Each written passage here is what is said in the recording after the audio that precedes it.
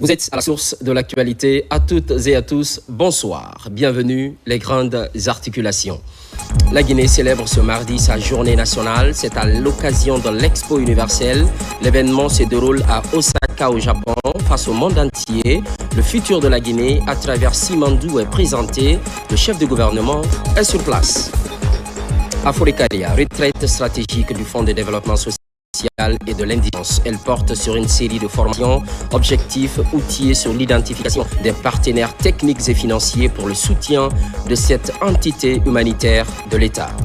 Et puis, les rideaux sont tombés sur le Kaniasoli, un autre riche patrimoine culturel guinéen, rencontre de danse et de confrontations physiques faites avec élégance et dextérité. La joie a dominé les spectateurs. L'organisation était une réussite. C'est tout pour le sommaire. Au pays du soleil levant, Osaka précisément, la Guinée célèbre ce mardi sa journée nationale à l'Expo universelle. Face au monde entier, les potentialités de la Guinée, notre dit, sont rappelées. L'avenir prometteur à travers Simandou est également présenté. Sur place, le Premier ministre Amadou Ouriba à la tête d'une importante délégation. Karim Kamara, Kabasouma, envoyé spéciaux.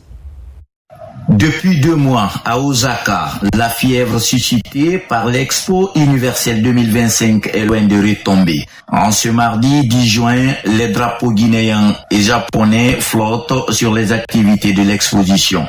La Guinée célèbre son National Day qui lui est dédié par le Bureau international des expositions. Un des moments forts de cette journée, présidée par le Premier ministre Amadou Ouriba, est la prestation de ses élèves percussionnistes. Ils sont issus de l'école du djembé de Mishima au Japon, fondée par le Guinéen Feu Mamadi Djembe Fola, le maître du tam-tam. Dès que Mamadi Keïta a apporté cette culture guinéenne chez nous, tout le village a embrassé de façon inconditionnelle l'usage du djembé. Depuis 15 ans, l'école est opérationnelle et cela a jeté une passerelle en guise de brassage culturel entre le peuple nippon et la Guinée.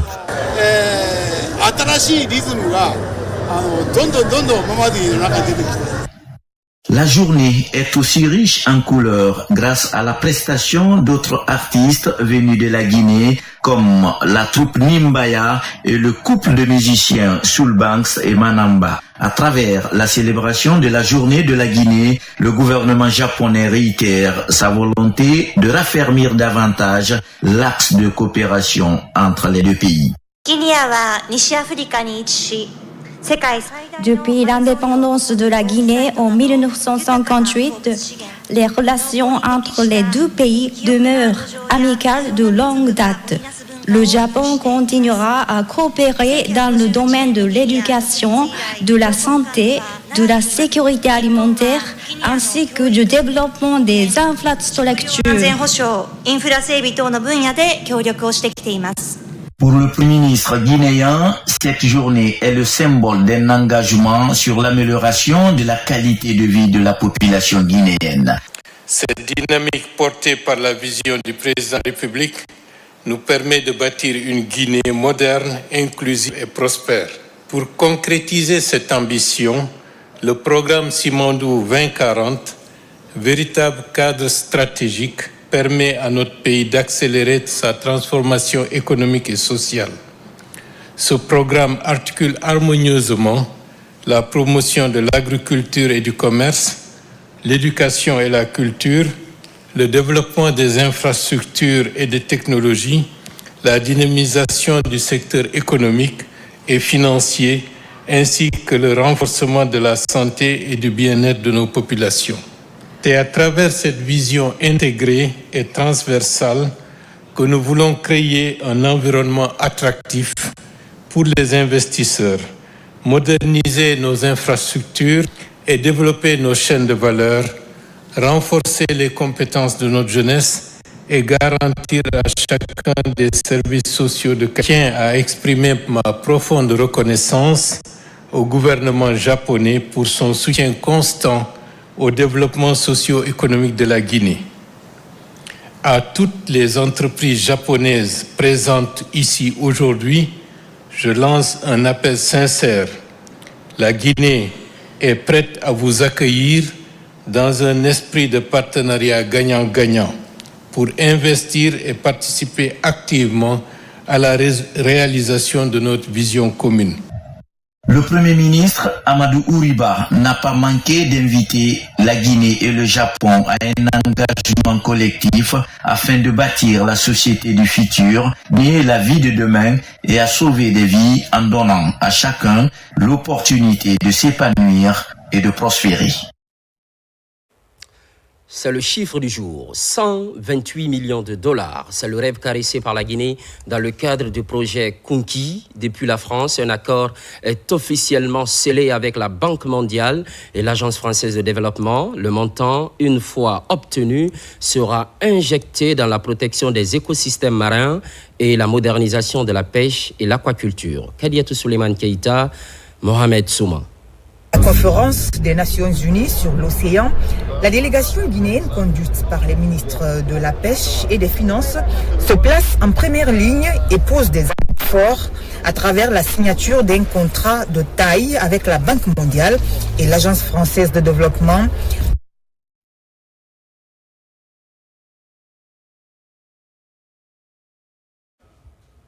Retour au pays, recensement biométrique. Le processus est ouvert à la diaspora guinéenne au Maroc. Les opérations ont effectivement démarré. C'est toujours à l'extérieur, mais sur le continent. 2 semaines sont prévues. Les compatriotes établis dans ce pays ami décident de participer massivement à la réussite du PNRAVEC. Makemed Onzo détail. Au Maroc, toutes les dispositions sont prises pour toucher un grand nombre de compatriotes. Des kits d'enrôlement sont arrivés à temps, les agents formés et assermentés, l'équipe du recensement au grand complet, face aux citoyens décidés de saisir cette opportunité d'être identifiés dans le fichier guinéen. Grâce ici à l'implication de M. l'ambassadeur, on a eu les kits. Donc comme les kits ont été obtenus, on a formé ici les membres de CAL, les membres de la commission administrative de recensement. En même temps, on a formé les agents recenseurs qui sont sur les machines. Donc, c'est le lancement aujourd'hui. Vous-même, vous constatez que M. l'ambassadeur a donné le ton. Il vient de se faire enrôler et tout le personnel l'a suivi. Cette forte mobilisation des compatriotes rassure l'ambassadeur Namori Traoré sur la disponibilité de l'attachement de la communauté guinéenne au Maroc face aux initiatives gouvernementales de notre pays. Avec les membres de l'ambassade, on a déployé les kits dans les différents sites, à savoir Agadir, Layoum, Dakhla, Marrakech, Casa, Fès, Tanger et Rabat. Alors je vous parle, les kits sont déjà arrivés sur certains sites et par contre, dans certaines villes, les kits sont en route vu la distance. Mais en rapport avec la commission qui vient de Conakry, nous avons déployé les moyens nécessaires pour que tout se passe dans les bonnes conditions. Les agents recenseurs ont jusqu'au 20 juin pour clôturer l'opération dans toutes les juridictions de la République de Guinée. Retour au pays, on fonce à Farana, sensibilisation toujours des citoyens, la coordination régionale s'implique, une structure de ressortissants qui sillonne les différentes sous-préfectures et districts du Sankara. Principal message, inviter les uns et les autres à se faire enrôler. Ibrahima Oulen-Fofana. Dans la ville de Sankara, le président du CNT est au cœur d'une marche citoyenne. De l'aéroport au centre-ville, toutes les couches socio-professionnelles expriment tout leur soutien à accompagner jusqu'à terme le processus de l'enrôlement biométrique. Ici, à la Maison des Jeunes, les Sankaranka, à travers le gouverneur, réitèrent leur soutien.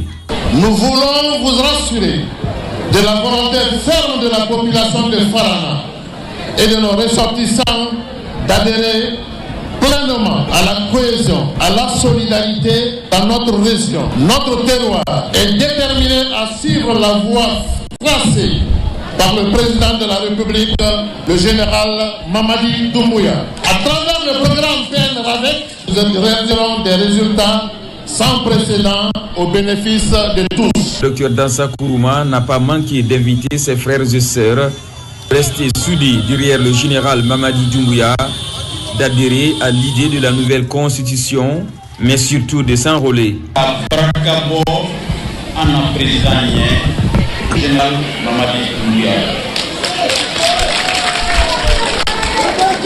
Général Leko, Kolema Molon, ministère de l'Assemblée Gérela, Kofo Franakadi. Général Leko, comment tu sais la Guinée Makandana, que la Guinée défense assurée, Kofo Franakadi. Également, Sankranka, le gendarme Gilade, Ko Sambalma. Nye, Sambalma. Kolema Sambalma de nom, Kofo Franaka. Kolema général de deuxième section Silon, ministre Frana Marala, Kofo Franakadi. Ah, mon Kéoko. Constitution, 100%. Constitution. Ensuite, Dr Dansa Kourouma et sa délégation sont reçus par les sages au vestibule de Farana. Là aussi, les événements d'Oumbouya sont loués. Ici, le chef de l'État et l'ensemble des Guinéens ont eu droit aux bénédictions. Un cadre aussi propice pour les sages d'exposer leurs préoccupations. Cette foule en liesse mobilisée derrière Dr Dansa Kourouma, fils du terroir, est l'expression de la détermination des populations du Sankaran à soutenir les ambitions de développement du général président en faveur de la Guinée. Au même moment, dans la région voisine, Kankan, les lieux de négoce sont visés. Il est question de faire intéresser les femmes étalagistes à l'enrôlement biométrique. La campagne est menée par les cadres locaux du commerce, de l'industrie et des petites et moyennes entreprises. Fodé Bangali Fofana. Dans la campagne de sensibilisation pour une forte mobilisation autour du programme national de recentratif à vocation d'état civil, les cadres locaux du ministère du Commerce, de l'Industrie et des PME s'impliquent activement. Dans les marchés les plus attractifs de la ville de Kankan, comme Dibida, Sobé, Grand Marché, Saint-Kefra, en passant par Kankankura, Bordeaux et Missira, le message est véhiculé en pair par cette équipe de cadres des directions régionales et préfectorales du commerce et des PME en étroite collaboration avec la Chambre régionale de commerce de Kankan. On a 8 marchés ici, 8 grands marchés. Donc Dieu a fait qu'on a visité tous les marchés et les citoyens ont compris le message. Parce qu'il nous a avoué à que tout le monde est recensé. On les a conseillé aussi de passer le message dans les différentes familles, d'encourager les compatriotes qui n'ont pas eu la conscience de se recenser d'abord. Donc, et le message a été bien compris. Dans chacun des marchés visités, l'engouement est de taille, comme le témoigne l'administrateur de Dibida, le plus important marché de la ville de Kankan. J'invite toutes les femmes des autres marchés, toutes celles qui ne se sont pas recensées d'abord, d'aller le faire comme les femmes de Dibida l'ont fait. Toute l'importance liée à ce recensement, ce sont les femmes qui sont les premières bénéficiaires. Nous avons expliqué aux populations que le recensement n'est pas un acte dirigé pour quelqu'un, c'est d'abord un acte citoyen. Le message également de paix et de fraternité avec les populations commerçantes pour leur demander de se mobiliser fortement pour se faire recenser. L'objectif visé par cette campagne de sensibilisation, amener les citoyens à se faire recenser massivement, permettre à chaque citoyen d'avoir un identifiant unique et d'intégrer le système électoral qui se veut transparent et inclusif. On reste à Kankan. La sensibilisation s'accentue. Nouvelles cibles, marchés et gares routières, des endroits choisis par une plateforme nationale afin d'exposer les avantages du licenciement biométrique. Transporteurs et vendeuses ont fait la promesse d'accomplir cet acte civique. Djamokaba. À Kankan, mobiliser les populations à se faire recenser n'est pas un moment de repos pour cette plateforme citoyenne. Au sein des gares routières de Nabaya, elle lance sa campagne de sensibilisation et d'information liées au processus. La communication inspire confiance afin que les transporteurs puissent fournir des données réelles.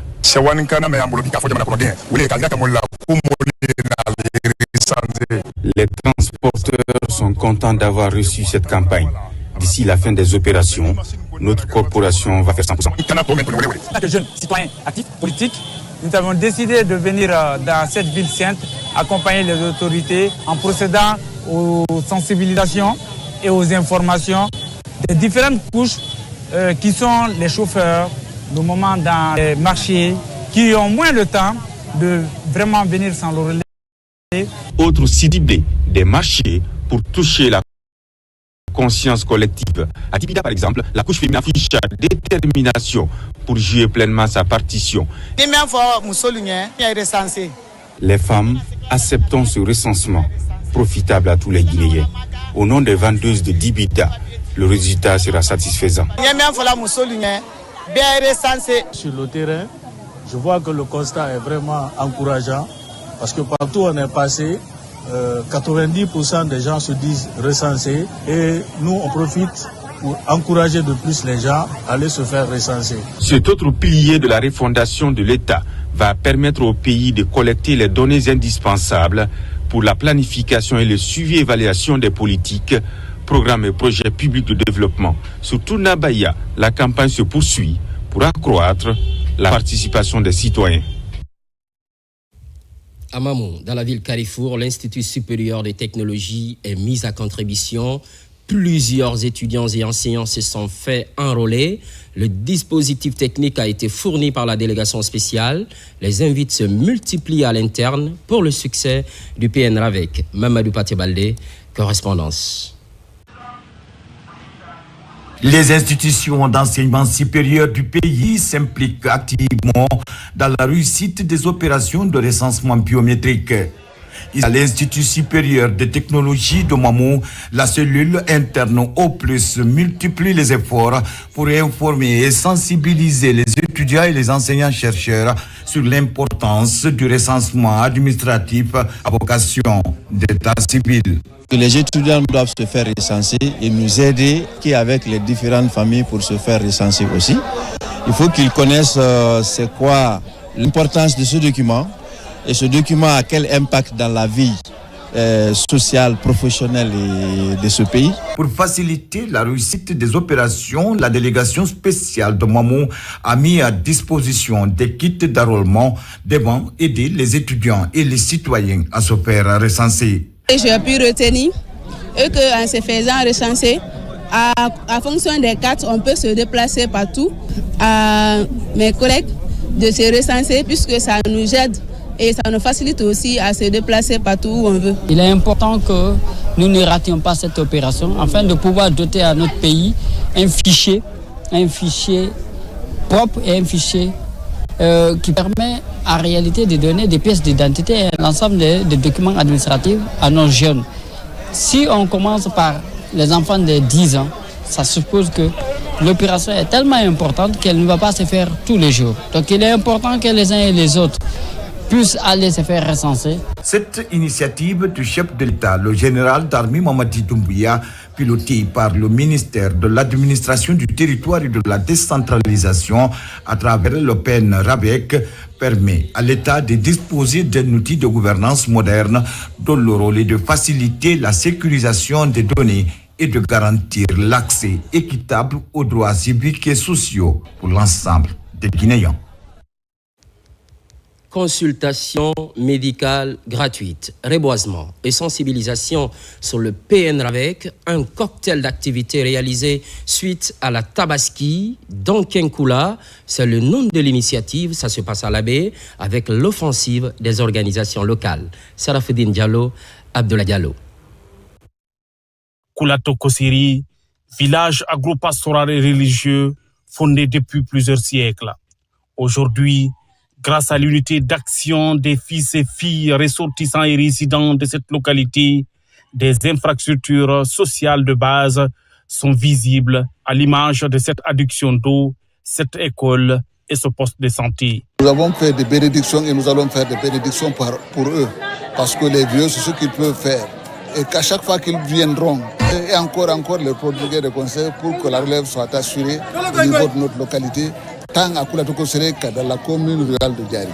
Je profite donc pour saluer vraiment la bravoure des jeunes et des sages de Diari et de Kulato Kosere pour cette initiative. À l'occasion de la deuxième édition de Donkin Kula, l'Union d'action pour le progrès de Potal Koulatokoseri, en collaboration avec l'Association de développement intégré de Diari, ont déroulé un paquet d'activités. Il s'agit de la campagne de consultation médicale gratuite et le reboisement. On a collaboré avec l'ADIT Diari. Nous avons organisé ensemble pour que la population va bénéficier de la santé. Parce que la santé n'a pas de prix. À Koulatokoseri, à Diari Centre, et une fois encore, nous faisons tout ça de manière synergique, de manière coordonnée, parce que nous estimons que c'est l'union qui fait la force. Et quand nous sommes unis, nous travaillons la main dans la main.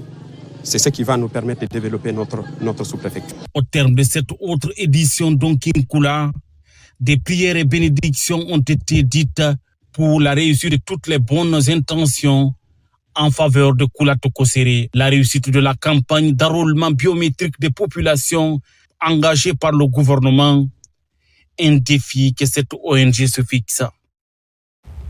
Sur tout autre plan, identification des partenaires techniques et financiers, un défi pour le Fonds de développement social et de l'indigence, une retraite stratégique a lieu dans ce sens à Forêt-Karia pour renforcer les compétences. La session a pris fin. Noumousso Yakité pour le point.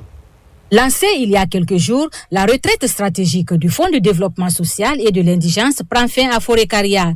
Durant 3 jours, cette retraite a été un cadre de réflexion important pour le FDSI afin de définir un plan d'action pour les années à venir. Elle a permis de mettre en avant les réussites passées, mais aussi de mettre en lumière les obstacles et les défis. Cette retraite stratégique, elle a été un véritable laboratoire d'idées. Un espace de renforcement de capacité et surtout un moment privilégié de cohésion d'équipe. Nous avons eu l'occasion de réévaluer nos méthodes de travail, d'identifier les globes d'étranglement, mais aussi et surtout de tracer de nouvelles perspectives pour l'amélioration de nos services et l'atteinte de nos objectifs. Portée par la direction générale du FDSI, cette retraite stratégique a permis aux participants d'aborder plusieurs thématiques visant à structurer plus efficacement les interventions du FDSI sur le terrain. Cette retraite stratégique nous a permis d'approfondir des domaines clés tels que la prise en charge sanitaire des indigents, le développement social et l'innovation.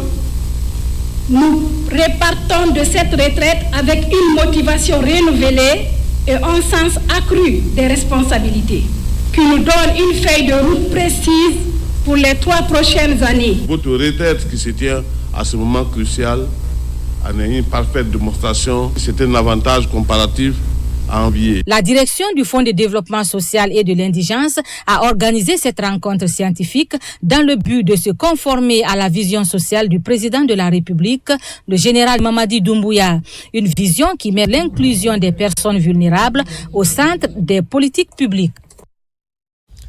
Au chapitre éducation, examens nationaux. Quelques jours nous séparent du lancement. L'heure est au dernier réglage. C'est le cas de la commune de Kaloum. Autorités et acteurs développent une synergie d'action. Il s'agit de la désinfection des salles de classe. Bref, l'assainissement général. La Croix-Rouge est associée. Mounir Bari, explication. À quelques jours du lancement des examens nationaux, les acteurs de l'éducation de la commune de Kaloum, en collaboration avec la délégation spéciale, lancent une campagne d'assainissement suivie d'une opération de désinfection des salles d'examen retenues dans cette commune. La stratégie consiste à favoriser un environnement sain et sécurisé pour les candidats de cette session. L'idée, c'est de créer des conditions de vie, de rendre l'atmosphère belle dans les établissements pour ne pas exposer les enfants. Donc on est venu nettoyer, désinfecter les toilettes pour renforcer la PCI. L'éducation, c'est une priorité. Pour là où on est comme ça, on a eu 3 projets. On est en train de toucher un tombeau de l'école Moustapha. Ça se trouve suffisant que vraiment c'est une priorité. La Croix-Rouge, c'est une institution humanitaire. Donc à chaque fois, la Croix-Rouge fait des opérations d'assainissement, de sensibilisation et assister même le service de santé pour la vaccination. Ces opérations d'assainissement vont quasiment toucher les centres d'examen retenus à Kaloum. Une synergie d'action qui vise à préserver la santé et l'hygiène dans ces établissements scolaires. En initiant cette campagne, vous offrez aux candidats des conditions optimales pour aborder leurs épreuves avec sérénité et vous renforcez la crédibilité de nos examens sur le plan national. Cette action d'envergure en faveur de l'éducation guinéenne connaît également le coup de pouce de plusieurs acteurs et partenaires, notamment la Croix-Rouge, qui œuvre aux côtés des autorités locales de Kaloum pour la pérennisation de telles initiatives dans cette municipalité. Jusque-là, entassés dans des classes de fortune, la donne change pour les élèves de Kinéa dans la région de Kindia. Ils découvrent enfin des salles équipées et une bibliothèque. C'est la contribution de la Fondation Orange et son partenaire Guinée 44, Maïmouna Beladialo. Dans le district de Kinéa, sous-préfecture de Frigiadi dans Kindia, un nouveau chapitre s'ouvre pour les élèves de l'école primaire. Là où il n'y avait qu'un hangar abritant 2 salles de classe, se dressent désormais 3 nouvelles salles entièrement équipées, accompagnées d'une bibliothèque. Une respiration profonde pour cette école qui comptait 982 élèves, dont 423 filles, forcées jusqu'ici de se partager les classes en double vacation. Lorsqu'on a un projet qui est soumis par une ONG sur une problématique réelle, une problématique palpable, nous avons l'obligation de faire en sorte de pouvoir agir et donc subventionner ce projet. Et aujourd'hui, donc, nous sommes à Kignania pour justement faire en sorte que les enfants de Kignania puissent avoir un environnement dans lequel ils ont envie d'étudier et surtout un environnement sécurisé et leur permettre de tracer leur voie, grandir et devenir ces personnes formidables que nous voulons qu'elles soient demain. Il y a d'autres programmes, notamment l'expérimentation d'une approche assez spéciale de cantine scolaire, basé sur un modèle que nous sommes en train d'expérimenter en se servant des approches ou des expériences de l'Afrique de l'Ouest en termes de cantine scolaire. Désormais, ici, les enfants peuvent apprendre dans des conditions plus dignes, lire, rêver et peut-être devenir demain les enseignants, ingénieurs ou écrivains qu'ils aspirent à être. Si la Fondation Orange, en collaboration avec Guinée 44, ont eu le courage de réaliser pour la préfecture de Kindia, la sous-préfecture de Frigiagbé et dans le district de Kindia, c'est un offre de soulagement. Les élèves feront les cours en plein temps. En 6 mois, nous avons une école de 3 classes équipée de bancs, équipée d'une bibliothèque. Nous louons Dieu et nous remercions la Fondation. Nous remercions également Guinée 44 pour avoir bien exécuté ces travaux. L'extension des latrines et l'installation d'un point d'eau sont en perspective pour garantir un environnement encore plus sain. À Kinéa, l'école n'est plus un luxe. Elle redevient ce qu'elle devait toujours être, un droit, une chance, un tremplin pour l'avenir. Infrastructure de base, un édifice supplémentaire pour Selem Moussaya relevant de Batenafagi. La maison des jeunes va bientôt sortir de terre. Les travaux sont lancés. Le ministre de la Jeunesse et des Sports était de la partie, Moussa Komara également. L'identité culturelle exhumée, des pas de danse bien rythmés. Bienvenue à Selem Moussaya, un district de Batenafagi en forte évolution démographique, mais qui jusqu'ici des foyers des jeunes. Le gouvernement, à travers le ministère de la Jeunesse et des Sports, décide de construire pour la première fois cet espace de loisirs où les jeunes pourront développer des activités socio-éducatives. Le président de la République a décidé de s'occuper des Guinéens. Vous avez vu évidemment ce qui se passe dans les grandes villes. Et donc il était nécessaire aussi qu'on ait un programme pour les districts, pour les sous-préfectures. Et au niveau des sous-préfectures, les 366 sous-préfectures, nous avons déjà un plan de maison des jeunes. Au niveau des districts, il faudrait aussi y penser. Partout, les communautés ont commencé à faire un travail, il faut les accompagner. C'est pourquoi nous avons demandé à l'AGETIP de faire un programme pour voir comment accompagner les communautés qui ont déjà initié des activités socio-éducatives. Avec une capacité d'accueil de plus de 300 personnes, ce foyer de jeunes qui sera un carrefour d'opportunités sera bâti sur ce périmètre de 600 mètres carrés. La durée d'exécution est de 3 mois. L'infrastructure sera en maison pavillonnaire et sera composée essentiellement d'une salle, d'une grande salle qui peut accueillir plus de 300 personnes, un podium, une toilette et une salle d'accueil à l'intérieur. Aujourd'hui, c'est un grand jour pour nous. Le fait que nous sommes censés avoir cette maison de jeunes, que nous l'avons cherché vraiment longtemps et grâce à la volonté de ce général président Mamadou Doumbouya qui nous a vraiment donné cette occasion aujourd'hui pour avoir cette maison de jeunes.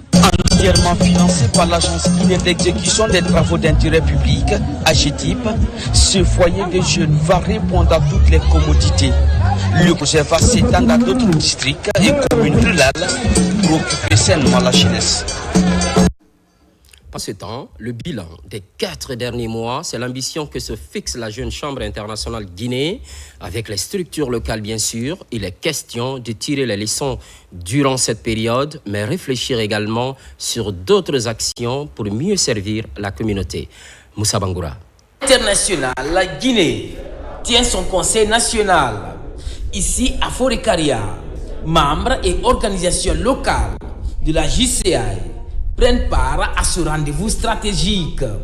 Un rendez-vous pour tirer les leçons des activités des 4 mois passés, mais également planifier d'autres actions pour le reste de l'année. L'objectif, c'est de s'auto-évaluer. Notre organisation nous impose de valider un plan d'action, l'évaluer à mi-parcours. C'est cette évaluation qu'on est en train de faire et les résultats de cette évaluation seront mis à disposition et en attendant la fin de l'année pour faire l'évaluation globale des réalisations de l'année. Autre facette de cette assemblée de mi-mandat, le renforcement de capacité des membres, avec la participation du vice-président international assigné à la JCI. Plusieurs thématiques ont été développées. Ce que nous voulons retenir, c'est de créer des leaders qui ne vont pas croiser les bras, attendre que les solutions viennent d'ailleurs. C'est des gens qui deviennent des acteurs. C'est des gens face à un problème qui n'attendent pas que l'autorité trouve des solutions. C'est des jeunes gens qui soient en mesure d'aller eux-mêmes trouver la solution au problème et de faire avancer les choses. Avec la JCI Guinée, tout est positif, mais encore une fois, qu'on continue à faire de l'impact, à faire des projets qui changent la vie au quotidien, mais aussi des projets qui développent des leaders, qui forment des leaders pour un Guinée plus prospère. Classée parmi les meilleurs mouvements de jeunesse du pays, la Jeune Chambre internationale Guinée a pour mission d'offrir à la couche juvénile des opportunités de développement, du leadership pour mieux servir la société. On repart à Nice, en France, pour parler du chiffre du jour, 128 millions de dollars. C'est le rêve caressé par la Guinée dans le cadre du projet Conquis. Un accord est officiellement scellé avec la Banque mondiale et l'Agence française de développement. Le montant, une fois obtenu, sera injecté dans la protection des écosystèmes marins et la modernisation de la pêche et l'aquaculture. Kadiatou Souleymane Keïta, Mohamed Souma sont sur place. À la conférence des Nations Unies sur l'océan, la délégation guinéenne conduite par le ministre de la Pêche et des Finances se place en première ligne et pose des actes forts à travers la signature d'un contrat de taille avec la Banque mondiale et l'Agence française de développement. Ce partenariat marque un tournant pour le projet Conquis, une initiative dédiée à la gestion durable des ressources maritimes et la protection de l'environnement en Guinée. Et nous sommes ravis d'avoir signé avec Monsieur le ministre des Finances et Madame la ministre des Pêches un nouveau financement en faveur de la mise en œuvre du plan de développement halieutique de la Guinée, qui est un très beau projet avec nos partenaires de ProBlue, de la Banque mondiale, avec évidemment le ministère des Pêches, pouvoir travailler sur la pêche durable, l'aquaculture et un certain nombre de sujets qui sont à la fois importants pour le développement économique de la Guinée. Le projet Conquis, à la fois stratégique et porteur de changement, est une étape importante dans les efforts de la Guinée pour développer des solutions durables et renforcer la coopération internationale dans le domaine maritime. L'exemple de cet après-midi est une illustration parfaite. Et on se souviendra que c'est un montant global de 128 millions de financement dans le domaine de la pêche.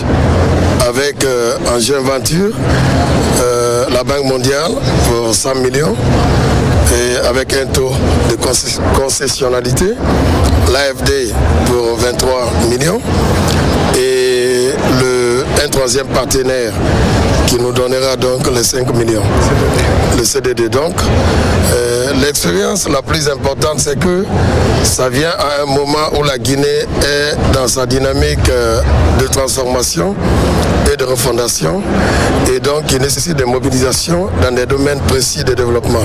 Ce projet vient en appui à la vision du général Mamadi Doumbouya et de son premier ministre chef du gouvernement, M. Amadou Ouriba, qui place vraiment sa priorité, le secteur de la pêche, qui intervient non seulement dans l'emploi, dans la préservation de nos eaux, et aujourd'hui marque la signature de l'engagement de l'AFD au secteur de la pêche.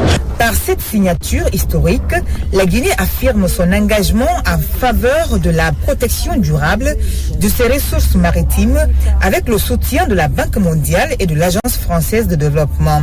Le projet Kunki incarne une véritable opportunité pour concilier développement économique et préservation de l'environnement maritime. Festivités culturelles. À la faveur de la Tabaski, Gekedou a fait l'expérience cette année, une initiative des fils ressortissants, des animations purement mamaya ont rythmé la ville, en plus de la réjouissance, renforcer la fraternité selon les organisateurs. Adam Amara, Mohamed Lamine Kamara. Située à plus de 600 km de Conakry, au lendemain de la fête de Tabaski, la ville de Gekedou continue de vibrer au rythme des festivités de retrouvailles autour des danses traditionnelles. Il y a de cela 7 ans que l'association des fils ressortissants et amis pour le développement de Gekedou, AFRADEG, s'investissent non seulement pour l'émergence de cette préfecture, mais aussi pour le rayonnement des valeurs fondamentales de la culture guinéenne. Aujourd'hui, notre objectif est d'attirer le maximum de personnes à Gekedou. Quand il y a la présence humaine, tout peut marcher. Donc c'est un vrai sentiment de fierté de participer à la relance de Gekedou. Le président général Mamadi Doumbouya n'a qu'à nous regarder et il saura que Gekedou pourra le soutenir. La ville de Gekedou a doublé le volume de recensement et il la rajoute. Le fichier, il est vraiment bien fait. Gekedou, c'est une ville martyre. Gekedou a connu la rébellion. Gekedou a connu tous les maux dont la Guinée a souffert dans ces dernières années. Donc aussi des activités juvéniles comme ça commencent dans la ville, ça renaît vraiment de l'espoir. Tous vêtus en uniforme avec des pas de danse rythmés au folklore de la contrée, une initiative qui symbolise le rassemblement et l'union entre les membres de cette association. On est là pour tout le monde, Gekedou. On veut qu'on se donne la main. C'est la paix avant tout. AFRADEG a été créé uniquement pour ça. Sans oublier le président de la République, général Mamadi Doumbouya, qui fait assez d'efforts pour la paix, pour tout le monde. Il veut que tout le monde rentre ensemble et puis on sort ensemble, on rentre ensemble. Le Fouta est l'invité d'honneur de cet événement. Donc pour cette fois-ci, on est vraiment venu les appuyer, les accompagner pour la réussite de cet événement. C'est pourquoi nous sommes tous là présents pour les appuyer. Donc le message c'est de continuer et puis continuer aussi à organiser ces arts d'événements qui sont des événements rassembleurs, des événements vraiment qui motivent. Au cours de cette 7e édition des festivités de retrouvailles à Gekedou, l'artiste Adjamanigbe Kouyaté, une des filles de la localité, a assuré le spectacle pour le bonheur des mélomanes. Il convient de rappeler que cet événement est célébré sous le signe de la cohésion sociale et le renforcement de la fraternité entre les filles et fils de Gekedou. À présent, la célèbre Mamaya, un patrimoine culturel national. Elle rassemble des milliers de personnes, Guinéens et étrangers confondus. C'est pendant la fête de Tabaski à Cancan, bien sûr. Cette année, la nouvelle génération accompagne cet événement traditionnel. Tenez bien, gratuitement, le déplacement est assuré à l'aller, tout comme au retour. Les moyens de transport sont mis à disposition. un accent est mis sur l'incitation à l'enrôlement biométrique. Marwan Kamara. Depuis plusieurs années, la ville de Nabaya attire du beau monde pendant chaque fête de Tabaski pour la Mamaya. Une danse traditionnelle qui s'impose aujourd'hui comme une référence culturelle en Afrique de l'Ouest. Pour sensibiliser les citoyens sur les enjeux du recensement et faciliter pour tous l'accès à cet événement culturel, des moyens de transport étaient mis à la disposition des populations. C'est une contribution des membres de la Génération Patriote. Aujourd'hui, Génération Patriote vous offre le plus grand confort de voyage. Au-delà de ça, nous offrons aussi un service. Le manger est offert gratuitement dans le bus. Il y a un service médical qui est présent sur place. Le retour aussi sera encore fait dans le même bus afin que tout le monde soit rassuré que Génération Patriote est là pour toute la Guinée. Et Génération Patriote décide d'accompagner le président de la République dans toutes ses initiatives pour le développement socio-économique de la Guinée. La gratuité de ces bus a contribué à améliorer la participation des populations à la célébration de la danse traditionnelle de la Mamaya et de créer une dynamique positive autour de la valorisation du patrimoine. Honnêtement, je ne croyais pas trop. Je suis vraiment satisfaite de l'accueil,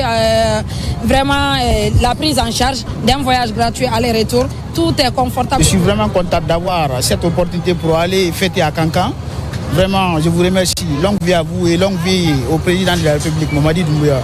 Dans cette période de densité du trafic routier, cet élan vient aussi sécuriser la mobilité. Il prouve à suffisance l'attachement de la Génération Patriote aux idéaux du CNRD et de son président pour renforcer l'unité nationale et amorcer ensemble le développement socio-économique. Parallèlement, à Kindia, le Soli a résonné dans la ville pendant 72 heures. Les rideaux sont tombés sur le Kania Soli, un autre riche patrimoine culturel guinéen. Belle rencontre de danse et de confrontation physique faite avec élégance et dextérité. L'adrénaline bien dosée, maîtrisée. La joie a dominé les spectateurs venus de divers horizons. L'organisation était une réussite. On voit tout cela avec Yaya Silla. Les 72 heures de Kania Soli ont pris fin ici à Kindia, un festival du folklore qui a su revivre les beaux moments passés dans les villages du littoral guinéen, la Basse-Guinée. Le concours de danse Soli est remporté par les garçons de Madina Kola qui ont raclé sur leur passage tous les autres garçons des villages de Kania. Le rituel d'initiation pendant la circoncision dans les villages Soussou, les garçons sont soumis au strict respect des règles tracées, accompagnés de danses matrimoniales d'anxiété. Moi, je suis impressionnée par toute cette organisation, par toutes ces personnes de très jolie collure. Comme le dit, vive la Guinée, vive la culture. Et je suis très heureuse de découvrir cette culture aujourd'hui. Notre mémoire, notre miroir. Elle est le creuset de nos souvenirs et le berceau de nos rêves. Elle ne nous appartient pas individuellement. Elle nous appartient collectivement. Elle est notre bien commun et notre héritage. La danse Soli est un chef-d'œuvre artistique et sportif qui sert à la préparation physique et mentale des jeunes avant et pendant la colonisation. Le Soli vient de Sori. Sori, c'est être matinal en malinké. Le Soli a été importé du Sankara à travers nos paralonké. Nous qui sommes Soussou de Kindia, nous descendons des Djalonké qui sont venus s'installer, qui ont accompagné Mangakindi Kamara. Donc le Soli, à un moment donné, pendant la colonisation, a été une danse des hommes forts, pas au même titre que Dundumba, mais surtout pour montrer sa force à travers les pas de danse qui permettaient de lutter. Et c'était pour montrer aux Blancs que malgré le fait qu'on soit colonisé, nous sommes quand même forts. Nous avons un mental d'acier. C'est un événement à féliciter surtout et que ça reste dans la continuité. Et c'est un événement qui permet aussi de se retrouver en famille et que tous les fils de Kindia se retrouvent. Je pense que c'est une fierté pour tout le monde et aujourd'hui c'est quelque chose qui nous réunit. Ça nous fait du plaisir de participer à ce festival, mais aussi c'est de participer à notre identité culturelle pour promouvoir la culture Soli à travers le monde, mais aussi d'accompagner les organisateurs. Fini l'édition 2025 de Kanyasoli. Le rendez-vous est pris pour l'année prochaine. On se quitte culturellement. L'actualité évolue en Guinée, notre paradis, terre de richesse et d'innovation. Les programmes se poursuivent. Excellente reprise de travail. Toutes et à tous. À très vite.